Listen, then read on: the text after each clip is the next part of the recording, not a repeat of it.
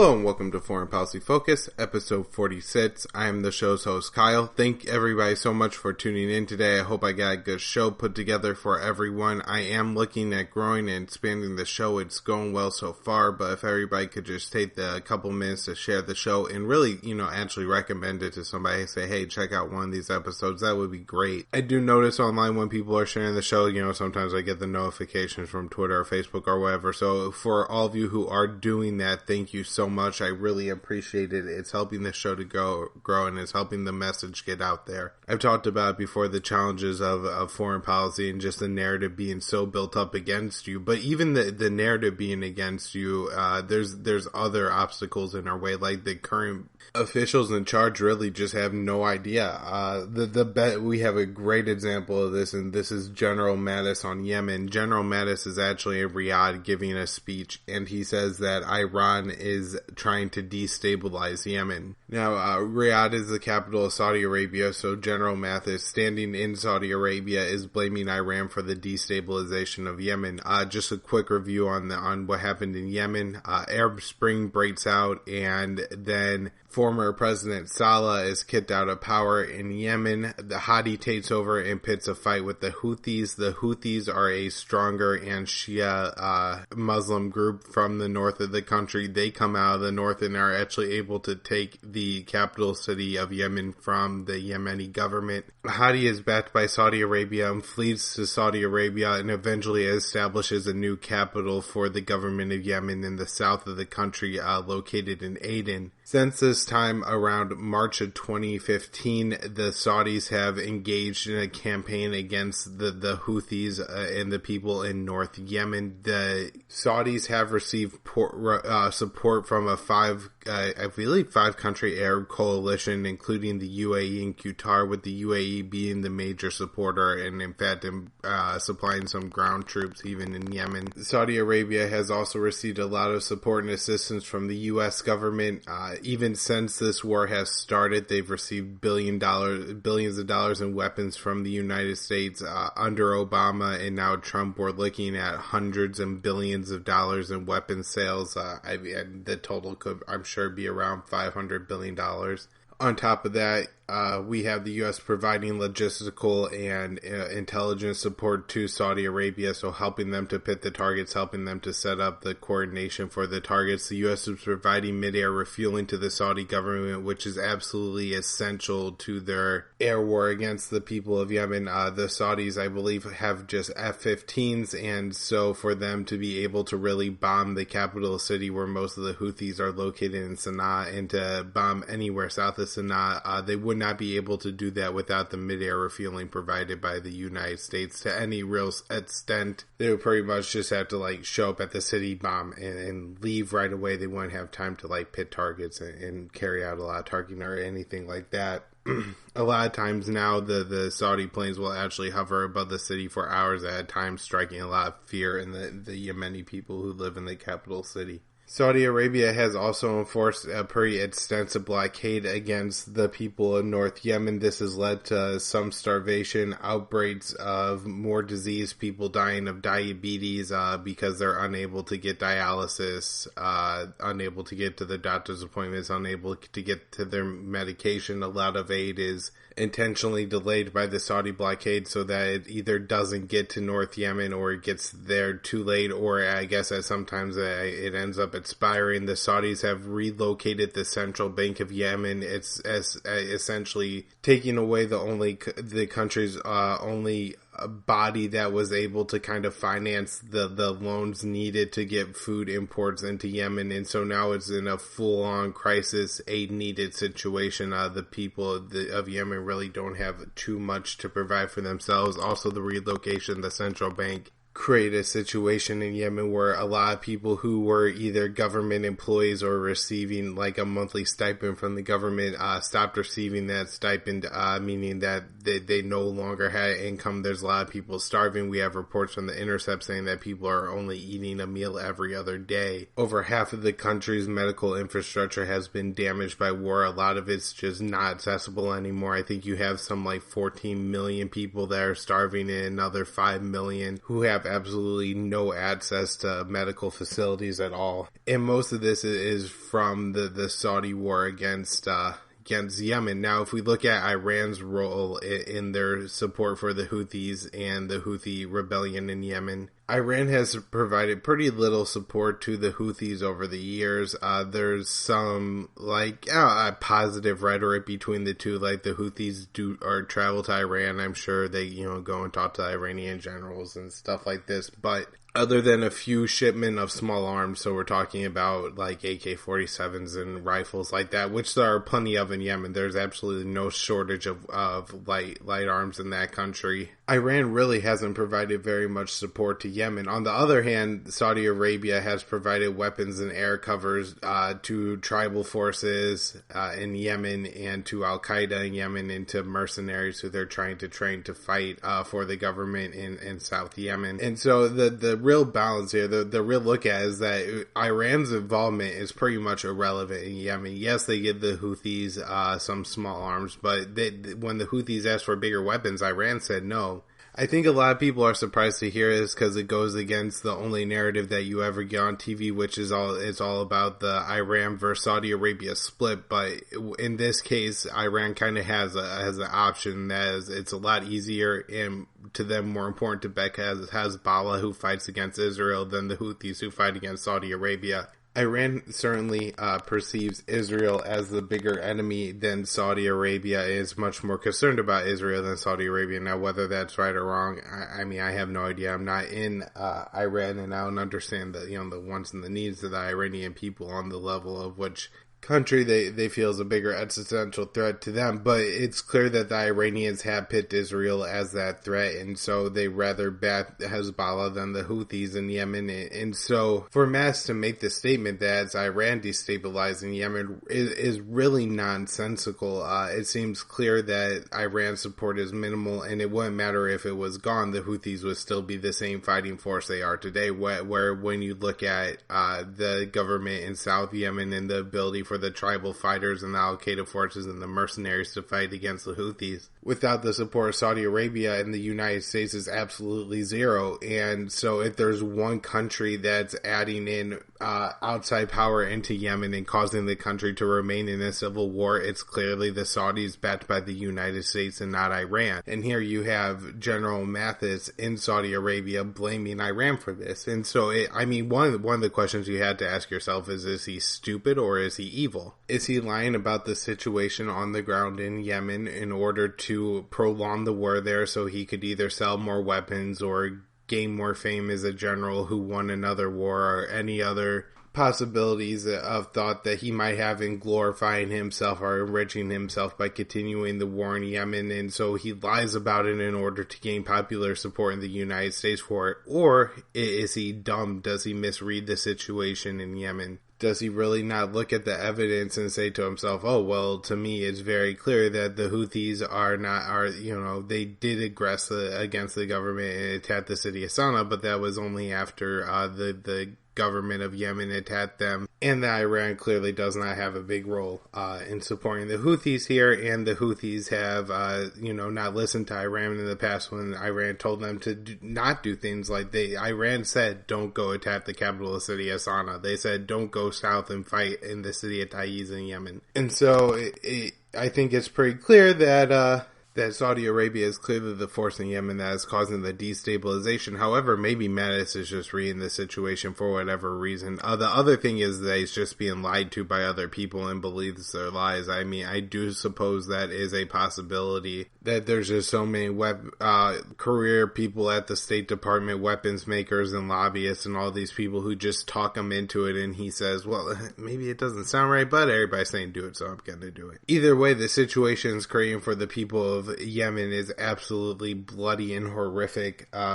So far in Yemen, since the outbreak of cholera on April 27th, and this stats runs through May 27th, so 1 month. In that month, 471 people died from cholera in Yemen. This is just confirmed cases. As I pointed out in the past, people who don't die in the hospitals don't get counted in these numbers, and a lot of times I'm guessing that the tests that prove if it was cholera or not never make it through just because there's no test, or there's no hospital or doctor. And also remember just how unpleasant it must be to die of cholera, of all diseases. Essentially, you have diarrhea so bad that it throws off the whole homeostasis of your body, and you end up either dying from dehydration or an imbalance of electrolytes or something like that. And it's a way, at this point in 2017, obviously nobody should die of cholera because it's just a matter of replenishing fluids. A saline pack, I'm pretty sure, is what people would need to fight against cholera. However, in a country that's blockaded, where there's been a massive air war waged against it, when there's militias and civil wars, the aid can't get through, and then people die of absolutely preventable diseases. And this is a consequence of war. This is a consequence of U.S. interventionism in Yemen. As I've stated before, without the diplomatic cover that the United States gives to Saudi Arabia, without the weapons that we sell Saudi Arabia, without the logistical intelligence and mid-air refueling support that we give Saudi Arabia, without assisting them with the blockade of Yemen, Saudi Arabia would not be able to carry through with this intervention against the people of Yemen, and the people of Yemen would not be starving if it was not for the U.S. support. And to some extent, that sounds really bad, but I guess the really good news is that it's just as simple as the American government saying, oh yeah, we've been screwing up with this, we're really sorry, we're just going to stop supporting Saudi Arabia now, weapons deal is off the table, and we're packing up and going home from Yemen. Of course, that's not what happened. In fact, the U.S. raid there, I believe this was a May 23rd raid that I addressed on the last episode of the podcast. I brought up how an elderly man, like 60 or 70 years old, who was half deaf, was actually shot by a U.S. Special Operations Forces fire, which led to the death of 4 more civilians getting shot. One of these people getting shot was actually a 15-year-old boy who was fleeing the fighting. He was unarmed and shot apparently in the back and killed. One of the interesting perspectives we get from this story is actually this boy's 22-year-old brother, who is a college student in Yemen. And he points out that the people of Yemen are mad at Saudi Arabia, they're mad at Iran, they're mad at the United States, they're mad at all these countries for being involved in their country and prolonging the war in their country. And it's creating a situation where so many people don't have a good option. In some of these villages in central Yemen, they're in areas that are controlled by ISIS, or by Al-Qaeda ISIS, which is pretty much the same group in Yemen. And those villages, if you don't want to be for the Houthis, you have to be for Al-Qaeda, and you don't get a choice. And so there's so many people in these villages who are either taking up arms to defend their homes, or they are people who just simply don't have a choice in their lives because Al-Qaeda controls the territory that they're in, and then they're essentially drafted into Al-Qaeda. And so you have people who they either don't have a choice or can't make a choice, and then are now going to be put in a position where if they're hit by a U.S. drone strike, they're just labeled members of Al-Qaeda in the Arabian Peninsula, and, they're never mourned for it. It's never called a murder. They never had a trial, a uniform, or even a choice in anything. They were just put the pieces on a board and then got exploded by one country. And so in this situation in Yemen, it really does look like it's headed for catastrophe. It doesn't look like the Trump administration is going to take their foot off the pedal when it comes to their support for Saudi Arabia and Yemen. Like I pointed out, the United States is selling Saudi Arabia another $110 billion in weapons. At this point, the only thing we could do to stop that sale would be to get the Senate to vote in favor of Rand Paul, and I believe Chris Murphy co-sponsored that bill. The bill will block the weapons sale. It's really important. At least they're getting a vote on it, and the senators will have to support the genocide in Yemen with a vote, and hopefully we can stop enough of them from doing that.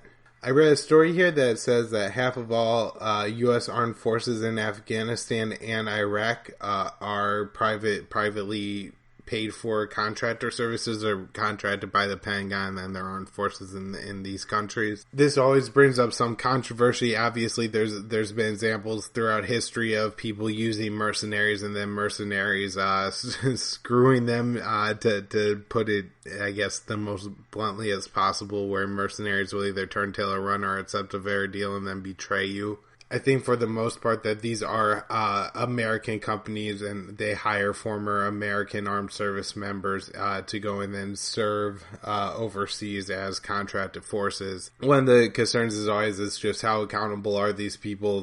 What kind of rules of war do they face? We had the famous Blackwater incident, I believe it was in Iraq, where a bunch of civilians were killed and then was covered up, and there was a lot of scandal there. But that company's been sold a couple times, but that Brand and Eric Prince are still very prominent people. I would like to correct, I think I did overestimate the number of U.S. armed forces that are in Afghanistan. I had guessed that there were a lot more U.S. contractors that were armed in Afghanistan, but I think that number would probably be closer to 20,000. I estimate, I believe, 30,000. About 200 miles southeast of Hong Kong, we had a U.S.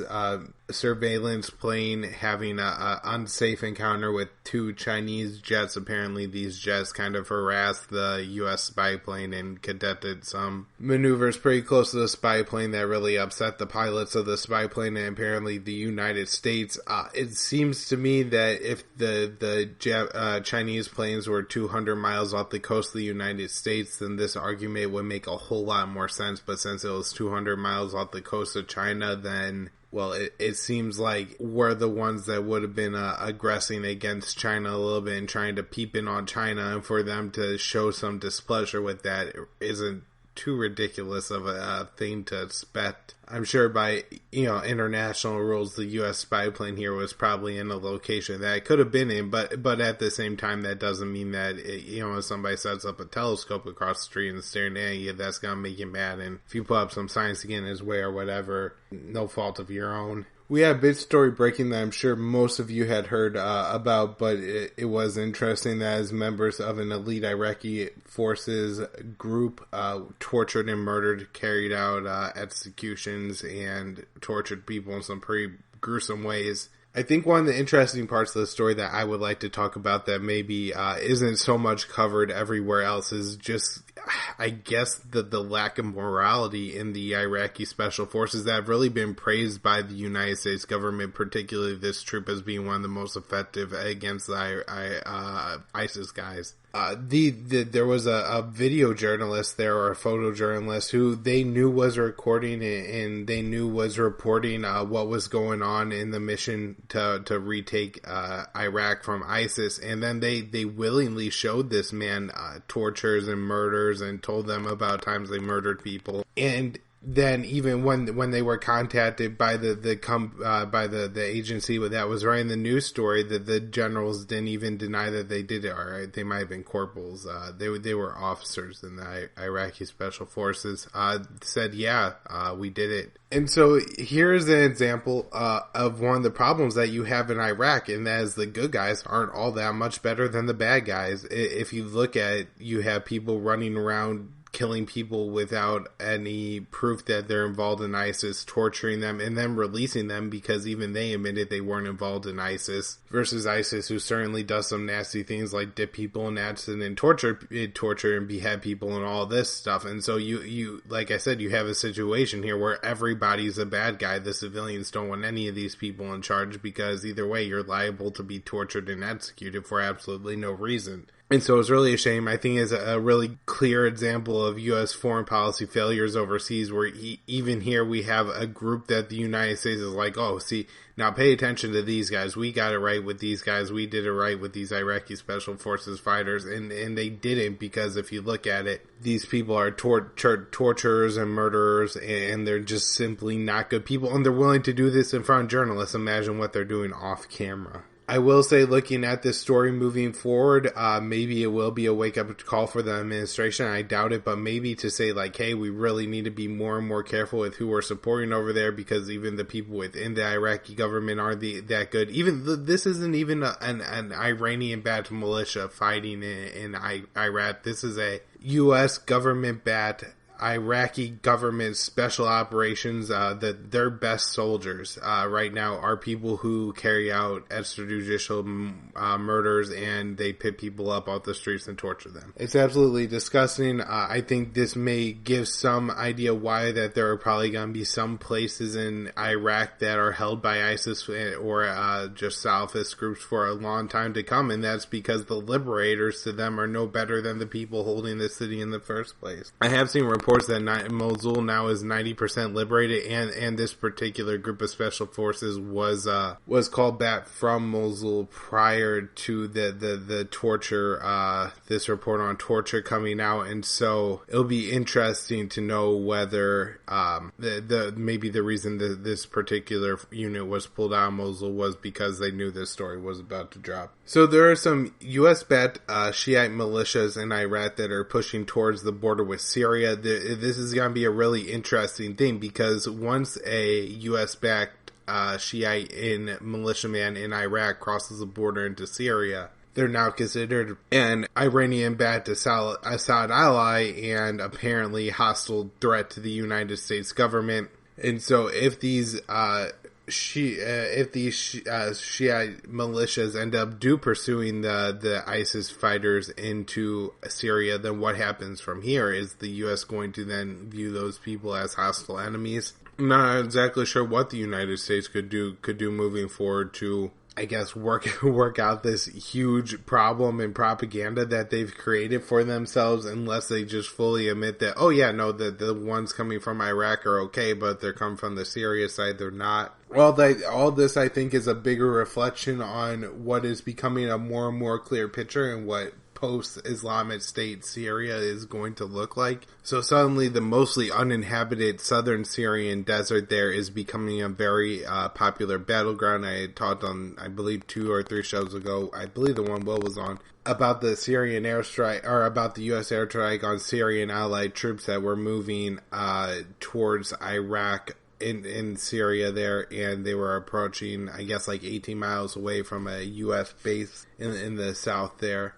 And I guess one of the reasons that this attack happened, and we even have a U.S. general saying that the U.S. is viewing any attempts by Syria to establish, I guess, a path that cuts off the United States bad forces from being able to fight against ISIS in Deir ez-Zor as a threat to the United States. I mean, I don't even know how this is possible, right? Their claim is that a mostly uninhabited desert in Syria cannot be controlled and liberated by the Assad-backed forces from ISIS, because if they do that, then they're going to be able to take ISIS, Deir ez-Zor from ISIS without the U.S. being able to have a path to do that. I don't see how this could possibly be considered a threat to the United States here, but the United States government is absolutely insane. I think the bigger overarching picture is probably that the United States is trying to prevent a direct road from Iran to Hezbollah in Lebanon.